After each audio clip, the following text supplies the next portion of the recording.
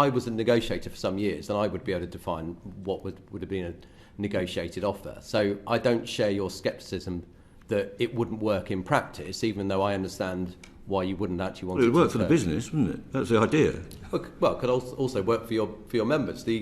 We obviously heard when we had the session with your deputy and Mr. Shoveler earlier that 8% pay offer had just been made. Do you not think it would have been reasonable at least to put it to your members and just determine whether they were willing to accept that, or if, as you say, they wouldn't, then you've got your proof and you've got your negotiating arm? Well, we did put it to our members through their elected reps. I mean, that's what you do in the chamber. No, I mean to all Isn't that what you do in this chamber every day? Are you going to put the Chancellor's budget to a referendum? Well, you're going to put it to elected reps. No, we don't. They'll make the decision. No, not at all. We all actually have our vote. That's the whole point. We don't. We don't. And give it up to anyone so do else. our reps when we have a mass meeting. No, but what about all of your members? Well, what about all your constituents? Will they vote on the budget? Or will you let their elected representatives the next vote election? Well, obviously, if we work on every basis like that, then we'll be in Switzerland. But, exactly. Where the railways may work. We would have exactly the same situation in the union. We've got multiple companies. We deal with 400 companies in the course of a year. Unite must deal with 4,000 or 5,000, for all I know. We'll be running around running referendums on a non-stop basis. Following your logic, why do you bother putting anything to the members at all then? Because we get to a final position that may be at the point of either agreement or impasse, and we go to them for their endorsement. I mean, we didn't put every version of the European treaty to the country. We've long debate about that. We tried it once. Say to that. Exactly. Does the RMT accept that in order to secure everybody's jobs within the railways, something does need to fundamentally change in terms of making the railways attractive to people to buy tickets again, and having uncertainty over whether the train will be running in the first place is equally driving people away from the railways and back into their cars or coaches or whatever it may be? I think you're absolutely right. The railway does need fundamental change, but it's not the one that the railway companies are seeking. We need a railway that runs in the interest of the people, in the interest of the economy and the environment, not in the interests of First Group and others who are subject to private equity takeovers because they're so attractive. The changes they wish to make to strip out wages and conditions are so that they can make increased profits going forward, and they're doing that at the behest of the Secretary of State and the previous incumbent in that job on an ideological basis. So what we need is lower fares. We need an incentivisation for people to get out of their cars and onto the railway. They won't do that with the current fare structure and the current industry structure, and they won't do that with the industry structure that's proposed under the Shapps White Paper for Great British Rail, because you'll keep the corrupt system of railway privatisation where there is no risk, where these people have got a one-way ticket to profit, as you've just heard, where even if they score 0 on customer satisfaction and are unable to run the trains at all when there's no industrial action because they've declared war on the staff and on the passenger, they will make profit no matter what happens, because that's the structure that's been put in place. So we need fundamental change, yes. We don't need to attack the staff. What do you believe was the average profit margin for a railway operator pre-pandemic? It's quite low, but there's no risk. There's no risk to them at the moment. Do you accept the 2% figure? Probably 2%, but if there's billions of pounds in circulation, that is quite a comfortable living. If I was getting 2% of all railway income, I'd be doing quite well. And so normally businesses have to put capital at risk, don't they? Yeah. That's why they justify their profit. Well, this is a cartel of people that are working with the government to produce surpluses at no risk to themselves. Yeah. And no matter what their reputation is in this industry, the government will keep paying them. That is ridiculous, and I might put it, a corrupt system, because there's no incentive for them to make any change. The TOCs have taken £3.5 billion worth of profit out of the railway since privatisation. They haven't done anything for us because they've got no risk. And when they've had risk, they've handed back the keys. Mr. Lynch, I would like to get into this profit point, because I think these figures are disputed. I've seen things from your union that talks about £500-600 million profits, and yet there is equally data out there that suggests since privatisation, as you've raised it, that passenger numbers in fact doubled on the railways and have reduced roughly a £2 billion annual operating loss.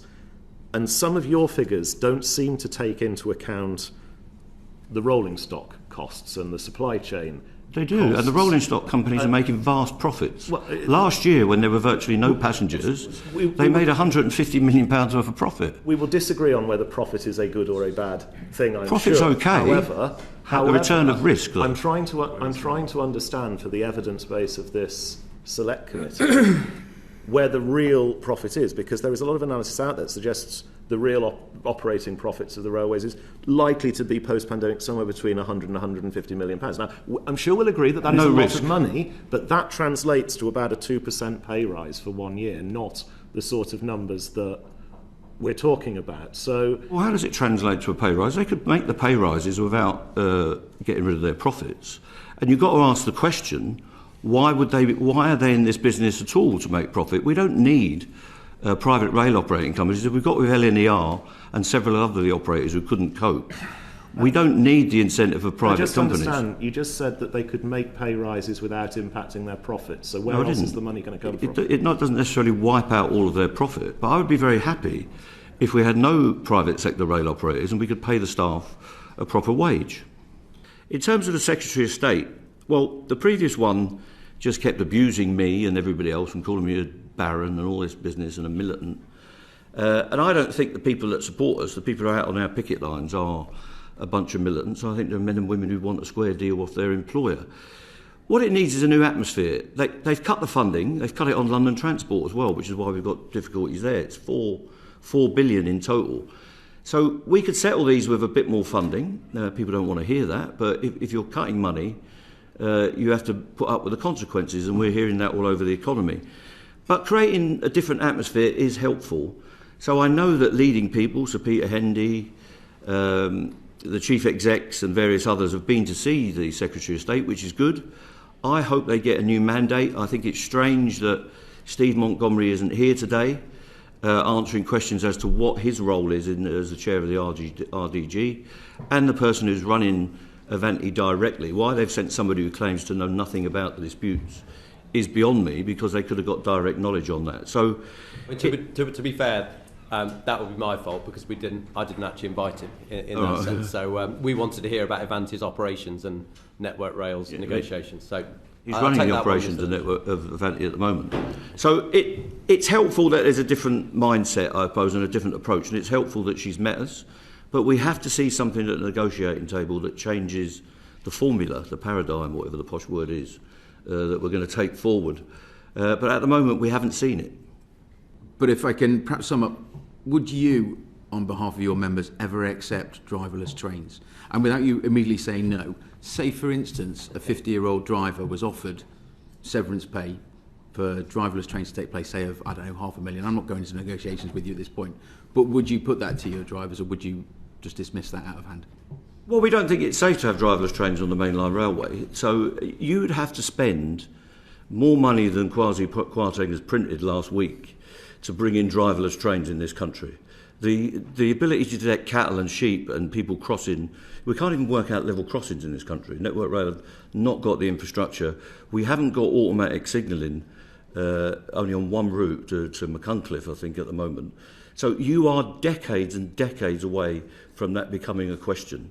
And if you want to go up to the Highlands of Scotland and have a driverless train, you'll have a train that is stopped forever, because there's no infrastructure, and this government is not going to give it any investment, even towards getting a more efficient railway system. The only real new signalling projects you're getting are on things like HS1, and there are little piecemeal bits around the system. So you admit it works on DLR? Well, they are attended trains, and our members on DLR drive those trains as soon as they've lost coherence with the signalling system. So there is always a person on those trains.